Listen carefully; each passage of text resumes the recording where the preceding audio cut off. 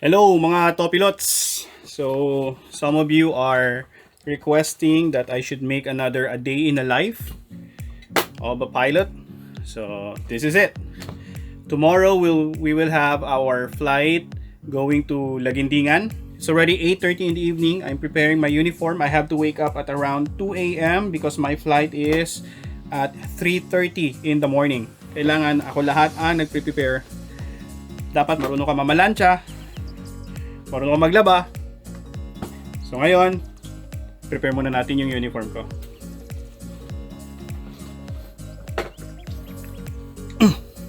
Una kong kinakabit palagi yung wings.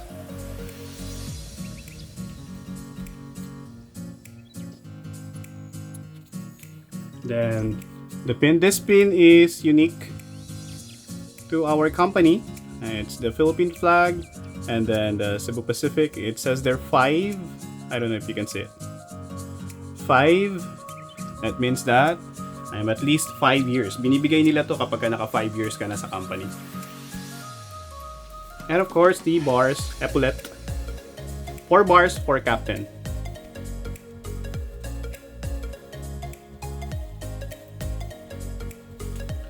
And guys, ready na siya for tomorrow's flight.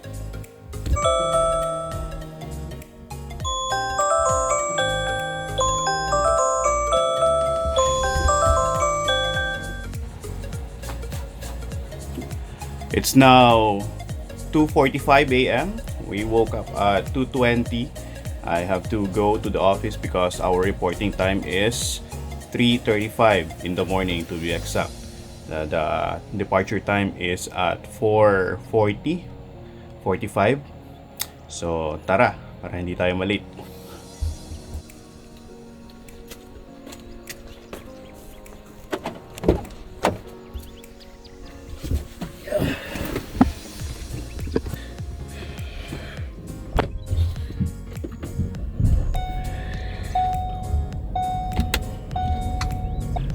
Guys, munti ko na makalimutan yung iPad ko kasi kagabi dinala ko siya. Usually iniiwan ko na lang yung lahat ng gamit ko sa kotse, yung mga gamit ko sa lipad like my flight bag. But last night I have to update my iPad, yung mga apps, at saka kailangan ko siyang i-charge, so dinala ko siya sa taas. Buti na lang naalala ko pa, bumalik pa ako sa bahay para kunin siya ulit kasi kung hindi mahihirapan ako mamaya. So medyo may oras pa naman, but we have to drive going to our office. So let's go. Medyo ano pa ako, maaga pa eh. It's now 3 in the morning. Before we drive pala, naalala ko lang, like last time, every time that I fly in the evening or the day before, chine-check ko na yung weather, chine-check ko na rin kung available na yung data regarding sa aircraft namin, at saka kung ilan yung passengers, para at least may idea ako sa flight planning. Saka tinitingnan ko din kung meron ng available na fuel on board, at kung wala, sisiguraduhin ko na kumpleto yung fuel natin, enough to go to our destination, and also enough to have extra fuel for our alternate airport just in case hindi tayo makaland doon sa destination airport natin.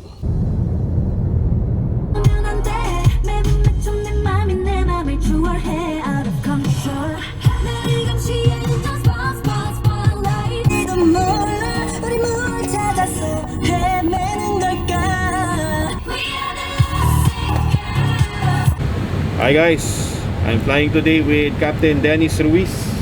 Sir, Good morning, sir. isa sa mga pinaka-favorite kong kalipad kasi masiyahing tao to eh. Sir, bati ka naman sa mga viewers natin. Hello sa mga viewers. Magandang umaga. Anong mo, sir? Anong baon natin? Wala, konti lang. Ano lang, snacks lang. Pagkalipad ko si Captain Dennis, palaging may dalang pagkain to. Busog palagi. So yun, ganito nag-uumpisa yung ano. Gumagawa ako sir ng ano eh. Gumagawa ako ng yung a day in a life ng piloto. So nag-umpisa ako kaninang magising, nag-vlog nung nagising ako. So pinapakita ko sa kanila kung ano yung buhay natin Masaya, masarap. Masarap. Oo, sir. Ayan. Exciting, adventure. Yun. Di ba? O, mamaya, makikipagkwentuhan tayo kay Captain Dennis. Saka tingnan natin kung ano yung, saan siya galing dati, saan siya paano siya nag-umpisa, maging piloto. Maganda kausap to kasi ang daming experience pagdating sa liparan. Sige, sir. Ayun, sir. So, see you sa Lagindingan. So, guys, naghihintay lang kami ng pasahero ngayon. Tapos na kami mag-prepare. Ayan. Ang crew ko. Ayun. Yun ang pinakabata sa amin. Yan, pinakabata sa amin yan, si James. Ito naman ang pinaka-guwapong FO. Yun lang. Yan. So guys, naghihintay lang kami ng pasahero. Ito na, si Danica, Maine, Sheila, and James. So, kami yung mga frontliners nyo. Next. Yeah! Frontliners in the sky, yes! And guys, as always, tapos na ulit kami sa preparation namin. We are going to fly back to Manila. And while yung pilot flying, or in this case ako, yung lilipad papunta sa Manila, while I'm doing every preparations here, yung kasamahan ko naman, si Sir Dennis, bumaba siya kanina for the 360 inspection or the walk around. So yung nga pala, kaya ako gustong makalipad si Sir Dennis para ma-share niya rin sa inyo yung mga experiences niya bago siya nakarating sa airlines. Kasi si Sir Dennis maraming pinagdaanan to. Sir! Hello, sir. Kwento mo naman yung buhay mo. Masaya. Paano ka nag-umpisa? Maging piloto? Nag-start ako bilang safety, tapos instructor, tapos mga cargo, tapos airline. Anong company mo dati, sir? Bago sa airlines? Bago mag-airlines? Mga flying school, sa Flightline, sa Delta, halos lahat ng flying school sa atin sa Pilipinas. Nagtuturo ka, sir? Napagturuan ko. Anong first airline mo, sir? First airline ko, Sea Air tsaka Aboitiz. Nag-Aboitiz ka pa pala, sir? Oo. Ayun, kailangan lang talagang may motivation ka para malim yung mga pagdadaanan mo, exciting, tsaka para masaksid mo yung pangarap natin na maging isang airline pilot. Yes. Hanggang sa position natin. So, ito na. Mahal mo ba pagiging piloto, sir? Mahal na mahal ko ang pagiging piloto at mahal na mahal ko ang aviation. I dedicated my whole life sa aviation. Sa mga nangangarap na magpiloto, sa mga bata, mag-aral mabuti at tiyaga at sundin ng mga magulang. Para lang. Yan guys, narinig nyo kay Captain Dennis. Kaya favorite ko tong kalipad si Captain Dennis. Marami kang matututunan talaga sa kanya. So, ngayon, hinihintay na lang namin yung Sa iyo ako maraming matututunan, sir. Mas marami ako natututunan sa iyo, sir. O nga pala, sa mga dyan, sa mga naghahanap dyan ng ng Valentino kahit natapos na yung Valentine's. Sir Dennis, single to. Ha? Single, piloto. Matipunong katawan, gwapo. Wala ka nang hahanapin pa. Sir Dennis, sige. I'm still young. Oh, young pa doon, Sir Dennis. Sige guys, nagbo-board pa kami. So, although tapos na kami sa preparation namin, but see you back in Manila. See you Sa Manila. sa Manila.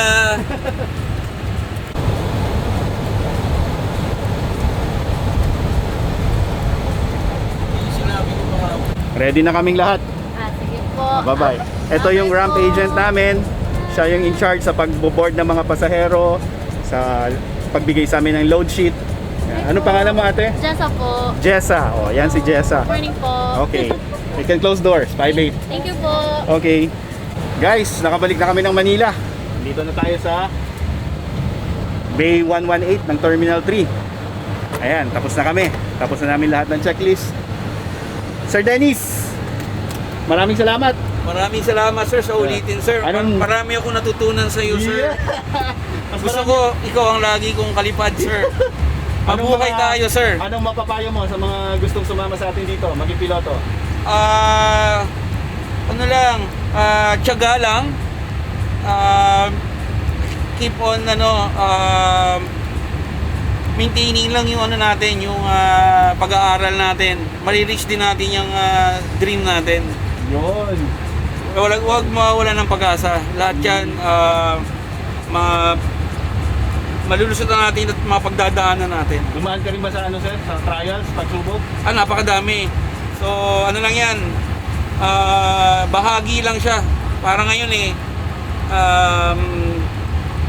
normal na lang yan.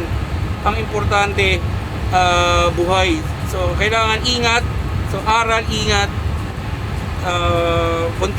Mag-build ng maraming experience. Yun. So good luck. Thank you sir. Sir, salamat. So guys, yun, narinig nyo ha. Meron pa kaming isang sorpresa sa inyo. Sana hindi pa siya bumababa. Tingnan natin. Guys, madami nagtatanong sa inyo kung meron akong naisasakay ng mga celebrities. Halos palagi kung nagla-livestream ako sa TikTok, tinatanong ako palagi kung may mga nasasakay akong celebrities. So, tignan natin ha. Here's the proof. Yes! What's up? Huh? Hey, this is amazing. Can I put it in my Of vlog? course, go crazy. Huh? Are you Tagalog or Bisaya? Or? Kabaw ko magbisaya. Oh, Bisaya? Yeah. Asa ka nagpuyo? Taga Sambuanga man ko, pero naghanap po sa Sambuanga. Chabacano. Buenos dias. Buenos dias taben. Ayos Yeah. kayo, gabi. So now, may proof na ako. Dagan kayo mga utana sa kuha ba kung na ako'y kwan. Na ako'y mga passenger nga celebrity. Dili celebrity ko. Oh. Ikaw mag-celebrity. No, ikaw. At least na ako'y proof karon. Ha? Ayos Hello. kayo, ayos kayo. Here, I made you one headband, son. Oh, thank you very much. I can give more, so. Thank you very much. So na may headband. I was maglingkod dito and silapid na. Silapid. How was the flight? Ayos kayo, smooth. Yeah. Here, I have more, so one sec. Oh, thank you kayo. Yeah. So everybody. Para sa, And- this is for everybody. And 1 second, 7. Last one here. Yeah. Oh, thank you. Okay lang with picture. Yeah. I gotta take a photo with the celebrity. Yeah, no. This is the celebrity guy. Kasi mo pangalan, Captain. Captain JC Rage. Yes, dagan salamat, Captain JC Rage. Magtanawa his YouTube channel or Facebook or whatever it is. Finally, I met Kulas. Yes, Langgam. I'm a Langgam. Becoming Filipino. Oh, yes. Nice to meet you, Cap. Pwede take picture? Of course, yeah, let's Okay. see. Belly hook, belly hook. That's our shuttle service. So guys, pauwi na kami. Thank you very much. Thank you. Thank you. Thank you. Thank you. 오라해, 오라해. Annyeong. 안녕. So guys, tapos na naman yung araw natin. Tulad din ng dati, pupunta kami sa opisina. Isasubmit lahat ng mga papers na kailangan i-submit, katulad ng mga fuel receipts, kasi kino-collect namin lahat 'yon. Saka yung mga logs ng lipad, yun sinasubmit namin sa office. So ganun lang ang buhay namin. Gising sa umaga, or kung hindi naman sa gabi, kasi hindi naman 9 to 5 yung job, so paiba-iba ng schedule. So ganun lang.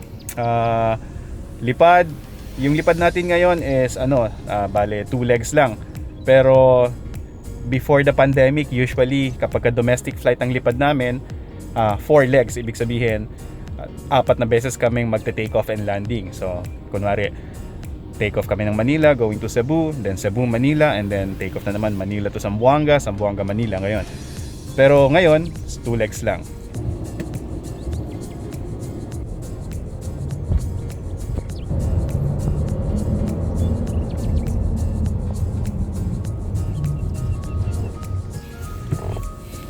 So mga Topilots, I hope may natutunan na naman kayo sa araw na to.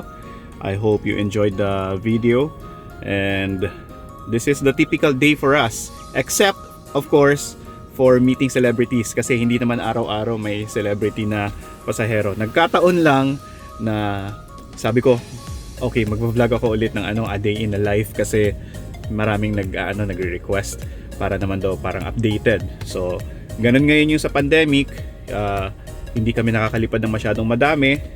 Actually, this flight is just my second flight for this month. I still have another flight, my last one for this month. So I only have 3 flights for this month. So, yun. Hopefully, dumami ulit yung lipad. Hopefully, bumalik katulad sa dati. Kasi lahat naman tayo apektado. So, it's just fortunate today that we have somebody who is famous na passenger natin. At ang maganda doon, napaka-accommodating niya, mabait siya. Actually, ni-request ko, pinasabi ko sa cabin crew kung po pwede last to deplane siya para makapagpa-picture kami sa kanya. Actually, sinabi niya rin sa cabin crew, gusto ko rin magpa-picture sa inyo. So, tuwan-tuwa naman kami. Hindi ganito, hindi araw-araw na may celebrity kaming na mi-meet. At saka minsan kapag may mga nakasakay na celebrity, nagmamadali din sila.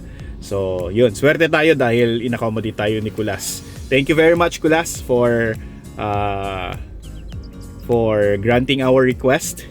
Thank you very much for being such a nice guy. And hopefully na-inspire kayo. Ganito yung buhay namin. Ganito lang. We don't go to work like any other people who goes to the office from 9 to 5, but we get to enjoy also other things like this, meeting celebrities, going to places. Sometimes hopefully bumalik na yung layover sa mga places like Japan, Incheon, Narita, yan. So para meron tayong vlogs regarding sa layover naman, kung paano namin na-enjoy yung buhay namin as flight crew.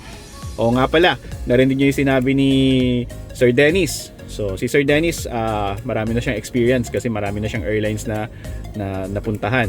So, kung pagdating sa experience sa airline, baka mas marami pa siya kaysa sa akin. Always remember na kailangan mong mag-aral para matupad mo yung mga pangarap mo.